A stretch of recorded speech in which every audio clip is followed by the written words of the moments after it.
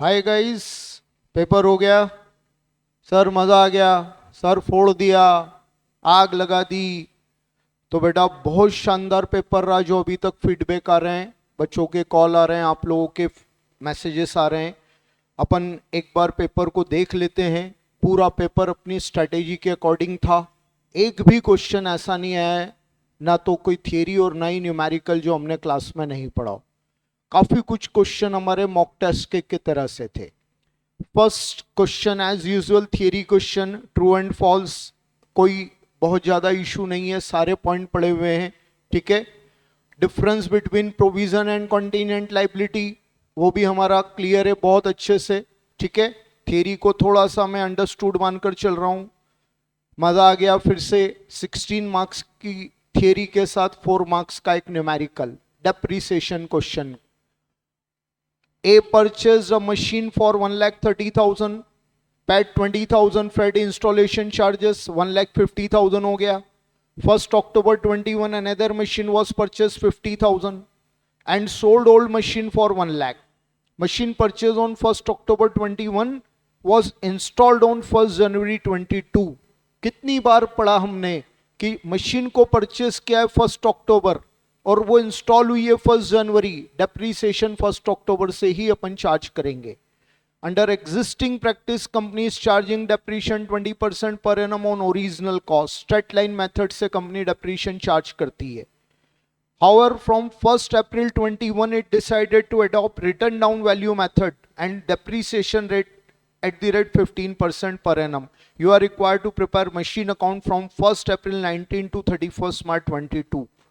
तो बेटा as usual हम 1st अप्रैल 2019 से मशीन अकाउंट स्टार्ट करेंगे 20% WDV के साथ। ठीक है। और डेप्रीसिएशन लगाते जाएंगे। अब आते हैं अपन डायरेक्ट 1st अप्रैल 21 लास्ट ईयर 21-22 जितनी भी मशीनरीज बची हैं उन पर 15% स्ट्रेट लाइन मेथड से डेप्रीशिएशन चार्ज करना है। बहुत आसान क्वेश्चन, आई होप पूरी तरह से क्लियर होगा। चलिए सेकंड ए क्वेश्चन, बीआरएस कितना प्रैक्टिस किया, कितने मार्क्स का आया? 10 मार्क्स सर पक्के। एक भी ऐसा पॉइंट नहीं है जो हमने क्लास में नहीं पढ़ा है और अभी मॉक टेस्ट में नहीं आया। क्या है? कैश बुक बैलेंस गिवन है, थोड़ा शॉर्ट में पढ़ रहा हूं मैं। कैश बुक बैलेंस गिवन है, ठीक है, पासबुक से एग्री नहीं है। You find the following differences. On 15 December payment side of cost, cash book under overcast, payment side overcast है। मतलब क्या हुआ? कैश बुक का बैलेंस कम हो गया, पासबुक बढ़ा हुआ है, कैश बुक को बढ़ा देंगे। Cheque 1,18,000 issued not taken in bank column, cheque issue हुआ है बट बैंक कॉलम में लिखना ही भूल गए।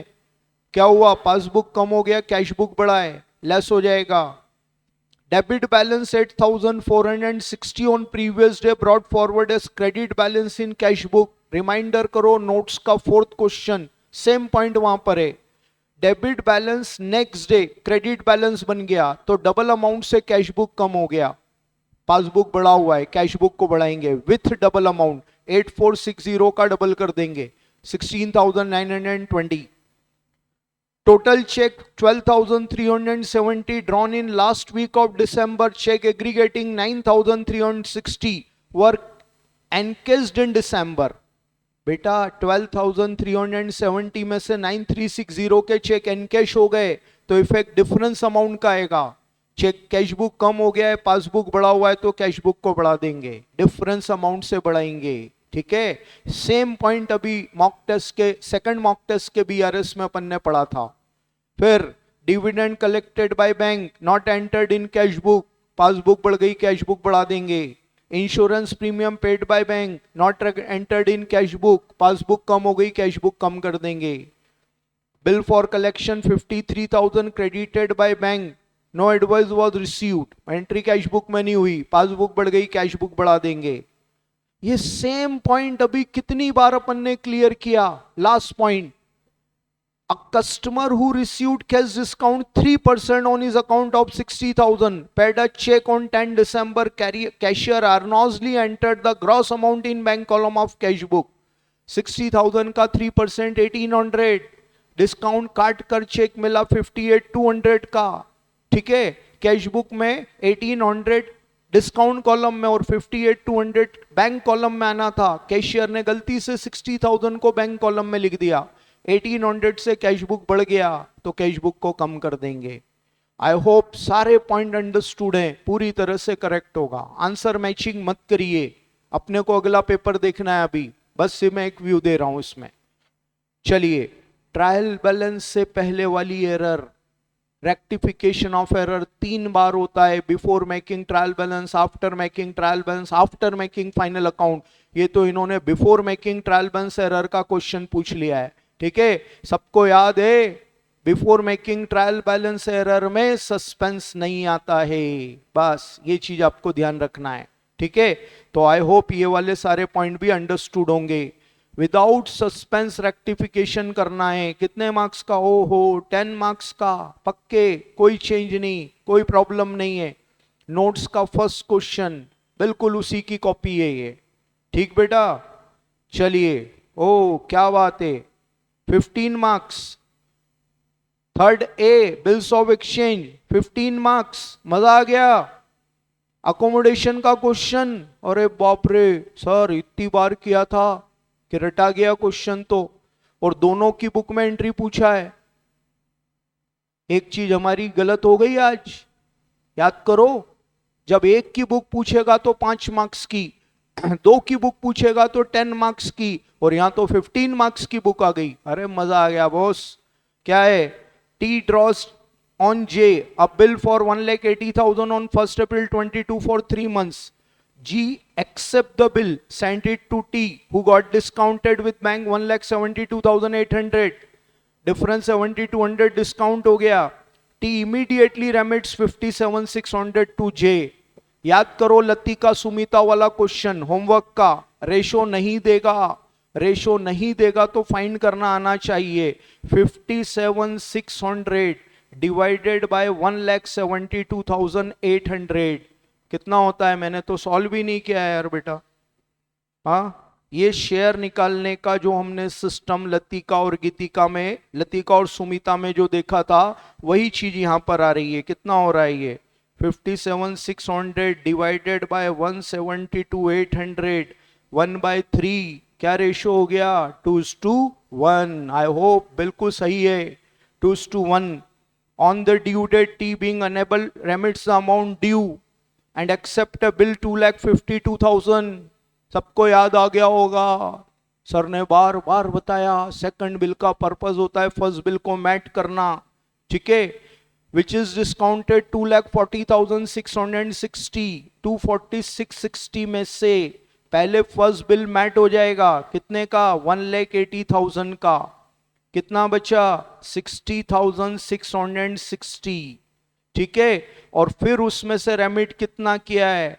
40,440, ऑटोमेटिक 20,220 बच गया। फिर से रेशो 2:1 का मेंटेन हो गया।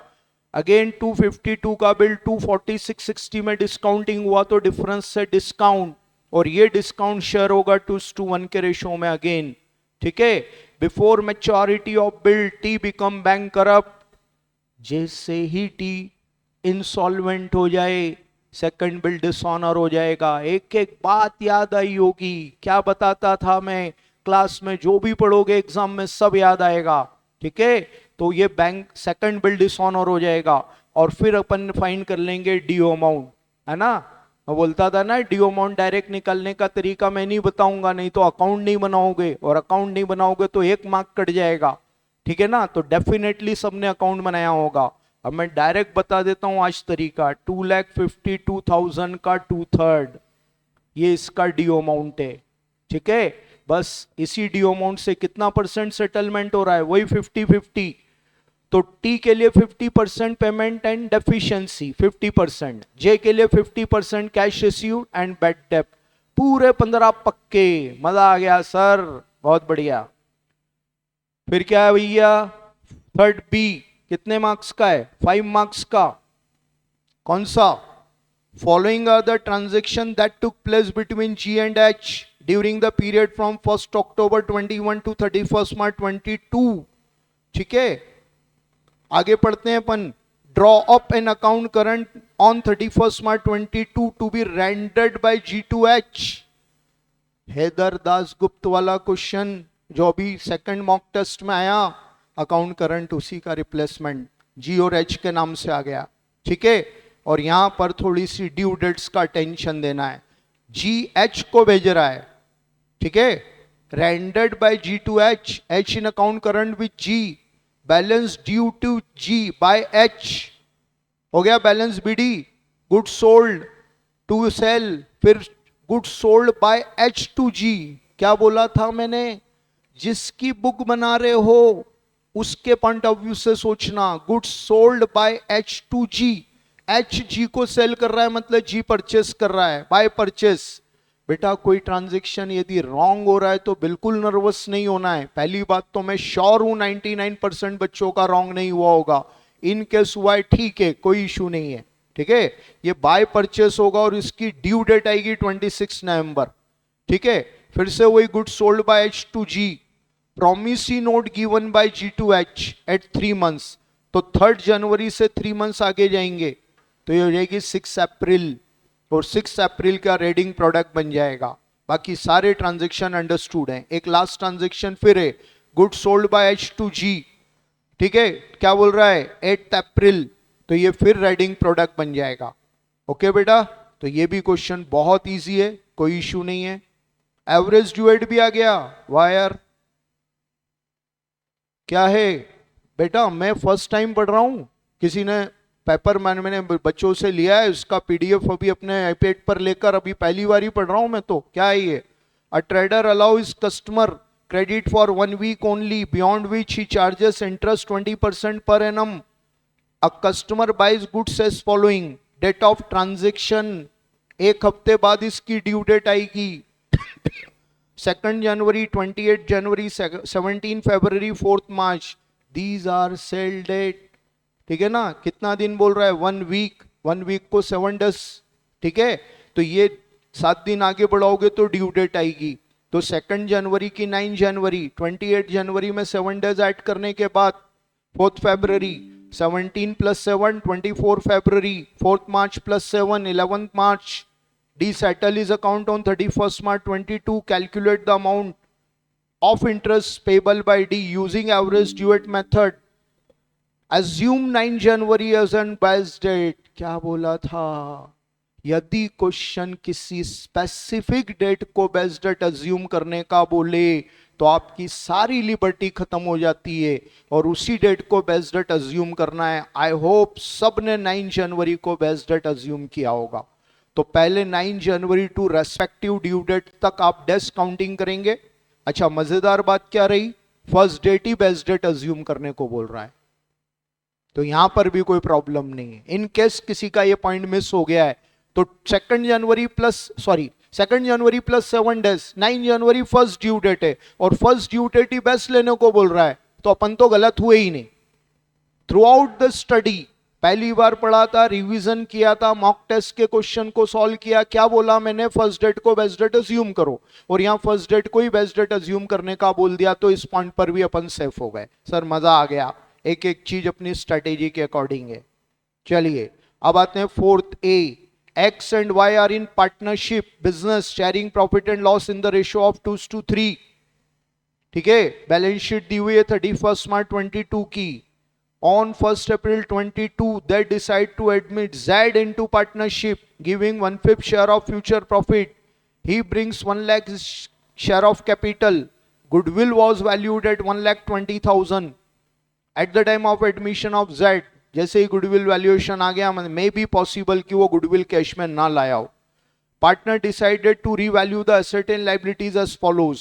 अब रीवैल्यूएशन के बारे में बताकर मैं आपकी इंसल्ट नहीं करूंगा, इतने अच्छे से सबको आता है, ठीक है। तो फर्स्ट पॉइंट अंडरस्टूड है। Second, out of the total debtor 2400 is bad and 5% provisions to be provided for bad and doubtful debt. बेटा फाइनल अकाउंट का पॉइंट यहां आ गया, 2400 रुपया न्यू बैड डेप्ट है और डेटर पर 5% बीडीआर बनाना है, तो 38,400 में से 2400 माइनस करने के बाद रिमेनिंग अमाउंट पर बीडीआर बनेगा।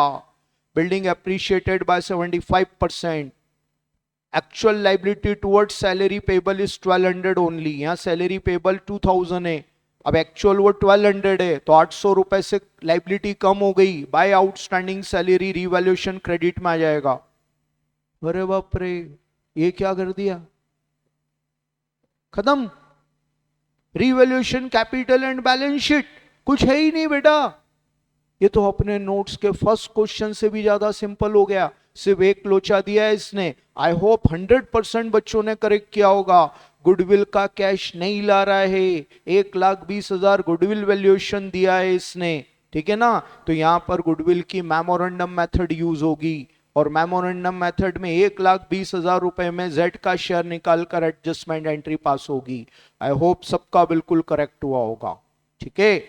B part, income expenditure account given है यंग बॉयज क्लब का, अंडरस्टूड है सारी चीजें, ठीक है ना। क्या बोलता है आगे, अरे वाह वाह वाह वाह, अरे सर ये तो अपने नोट्स का 10th नंबर क्वेश्चन सेम, देख लो वो पॉइंट भी नहीं हिला है। General expense include insurance prepaid 150, exactly notes का क्वेश्चन नंबर 10, याद आ रहा है कि बताऊं, हाँ जनरल एक्सपेंस, ठीक है। दिखाई देता हूं मैं तो, क्योंकि तुम्हारे साथ साथ दूसरी पब्लिक भी देख रही है, नाटा एकेडमी।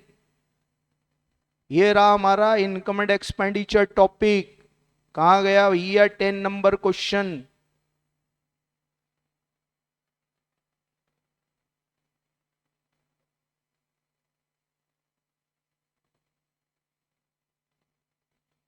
ये 9th और ये रहा 10, ये लिखो, अभी भी अंडरलाइन है ये।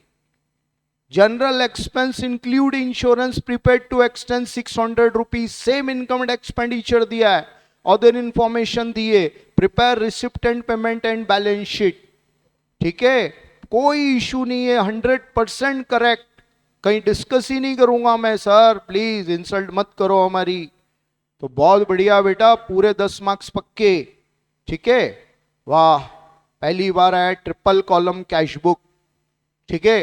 बीआरएस पढ़ने से पहले कैश बुक को समझा था, बिल्कुल मैं एक्सेप्ट करूंगा कि डिटेल में कोई क्वेश्चन सॉल्व नहीं किया, लेकिन एक भी स्टूडेंट ऐसा नहीं है जिसने इसको सॉल्व नहीं किया हो। ये आ गया आपका to balance BD, cash column में और बैंक कॉलम में, paid in to bank, contra entry, bank debit to cash, bought furniture, by furniture amount bank column में, purchase goods for cash, by purchase cash column में, received cash from Mohan to Mohan cash column में, discount column में, cash sale to sale cash column में, paid to Lata by cheque, by Lata bank column में, discount column में, paid in to bank contra entry, withdrawn from bank for private expense, contra नहीं, by drawing और amount bank column में, received cheque from Gupta to Gupta amount bank column में और discount column में। No sir, 24 को check receive हुआ है, 26 को बैंक में डिपॉजिट हो रहा है, तो पहले ये कैश कॉलम में आएगा और फिर 26 को 14,300 से कॉन्ट्रा एंट्री होगी, फिर withdraw from bank for office use, तो ये कॉन्ट्रा एंट्री, और paid rent by cheque by rent bank column में, ठीक बेटा। चलिए बी क्या है भैया, बी 5 नंबर में, 5 मार्क्स में, R&S are partners in a firm with capital 2,40,000 and 12 lakh respectively during the year ending 31st March 22 from the profit earned, sorry, during the year ending 31st March 22 firm earned a profit 6,50,000, firm earned profit means ये normal profit हो गया, assuming that normal rate of return is 20%, capital employed है, कुछ भी नहीं बोल रहा है, तो 14 लाख और 12 लाख मिलाकर 26 लाख कैपिटल एम्प्लॉयड बन जाएगा, ठीक है। एक्चुअल प्रॉफिट है 6,50,000, calculate the amount of goodwill of firm by using capitalisation method, super profit method. बाप रे, रखो हिस्ट्री रिपीट हो गई ना, मैंने क्या बोला था, एवरेज सुपर प्रॉफिट मेथड का क्वेश्चन मई 22 में आया, मई का पेपर जून में हुआ था, मई 22 में आया, तो नवंबर 22 में गुडविल की मेथड पूछ सकता है 5 मार्क्स में, देख लो क्वेश्चन आ गया, capitalisation method of super profit, हर एक को फॉर्मूला याद होगा, super profit into 100 upon normal rate of return. ठीक है, अब सुपर प्रॉफिट फाइंड कर लेंगे। Super profit into 100 upon normal rate of return 20% है, तो ये आ गई goodwill.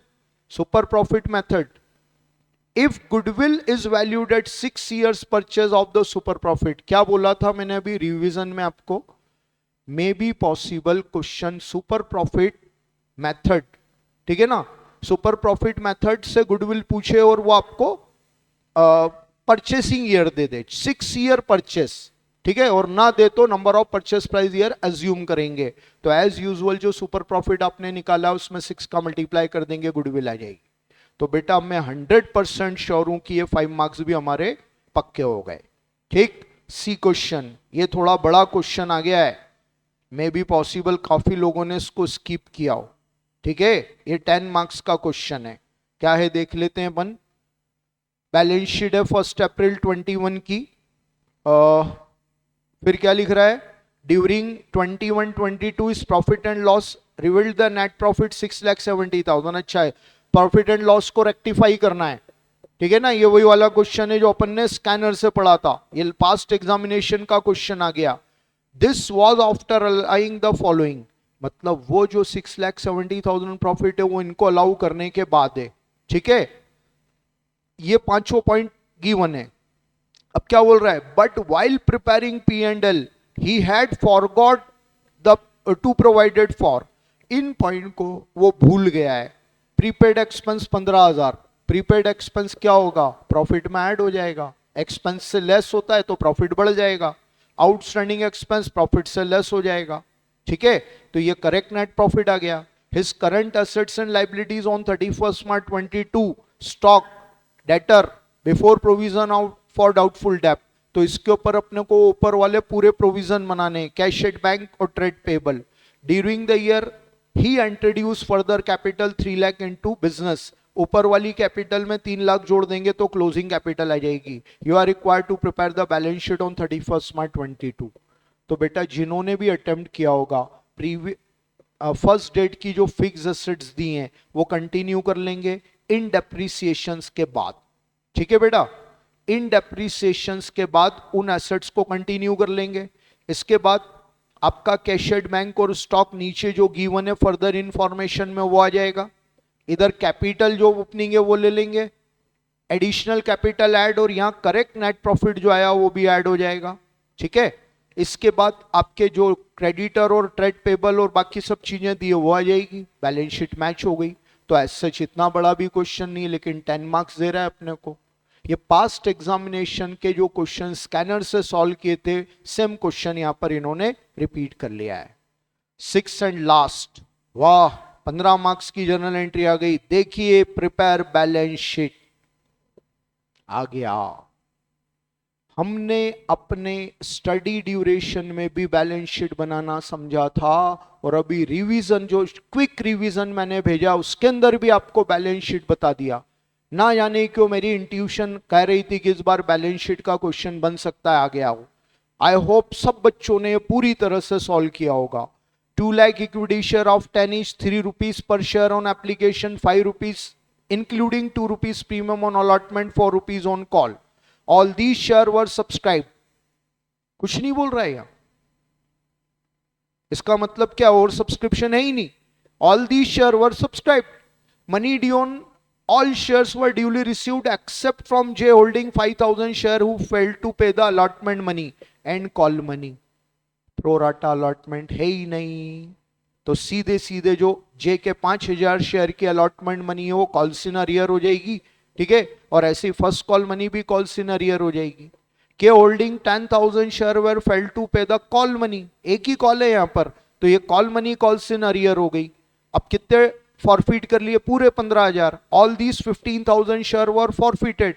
Out of the forfeited share 10,000 share including J share were subsequently reissued. एक भी बच्चे का ये क्वेश्चन रॉन्ग नहीं होगा क्योंकि फीफो मेथड लग गया। ठीक है ना, इस जे ने एप्लीकेशन मनी का ही पेमेंट किया है, तो 5,000 शेयर का 3 रुपए से 15,000 फॉरफिटेड मनी इसकी हो गई। इस के ने क्या दिया, एप्लीकेशन और अलॉटमेंट, 3 रुपए एप्लीकेशन का और ₹3 अलॉटमेंट का, paid up money towards capital only, याद करो, ठीक है ना। 10,000 शेयर का ₹6 से 60,000 रुपया इसका कॉल्स इन अरियर हो गया, सॉरी फॉरफिटेड मनी हो गई।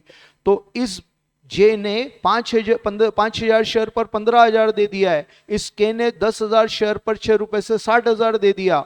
अब रीइश्यू कितने किए? 10,000, ये पूरे 5,000 रीइश्यू हो गए, तो ये पूरे 15,000 यूज हो जाएंगे, ठीक है ना। और इस 10 में से 5,000 ही रीइश्यू हुए, तो 60 में से 30 ही री यूज होंगे, ठीक है। 15 और 30 45,000 यूज होगा। कितने में रीइश्यू किया? ₹1 डिस्काउंट क्लियर लिख दिया है, कोई लैंग्वेज कॉम्प्लिकेशन भी नहीं दिया है, तो 10,000 रुपया यहां पर डिस्काउंट दे दिया, 35,000 कैपिटल जोन में ट्रांसफर हो गया। सर पूरा करेक्ट है, मजा आ गया बेटा, मजा आ गया। बैलेंस शीट बनाते समय क्या करना पड़ेगा? 60,000 में से 30,000 यूज कर लिया है, बैलेंस ऑफ फॉरफिटेड मनी 30,000 बचा है, तो ये आपका कैपिटल में जाएगा, ठीक है ना। और इसी की तरह से सिक्योरिटी प्रीमियम, जो सिक्योरिटी प्रीमियम अलॉटमेंट के साथ क्रेडिट किया था और फिर फॉरफीचर की एंट्री में डेबिट किया, उसको माइनस करके बचा हुआ सिक्योरिटी प्रीमियम जाएगा। कैपिटल्स और ये जो भी हमने फाइंड किया वो लाइबिलिटी में जाएगा। और जो इशूड शेयर हैं वो कितने? 1,95,000 शेयर्स, और अकॉर्डिंगली कैशेड बैंक तो टैली हो गई बैलेंस शीट। मैं पूरी तरह होपफुल हूं कि इसमें 10 मार्क्स तो इनकी एंट्री के देगा और 5 मार्क्स बैलेंस शीट के होंगे, ठीक है। तो ये पक्का हो गया। और इधर 6B का एक थ्योरी क्वेश्चन है, बहुत आसान क्वेश्चन है, तो मुझे नहीं लगता इसमें कोई कॉम्प्लिकेशन है।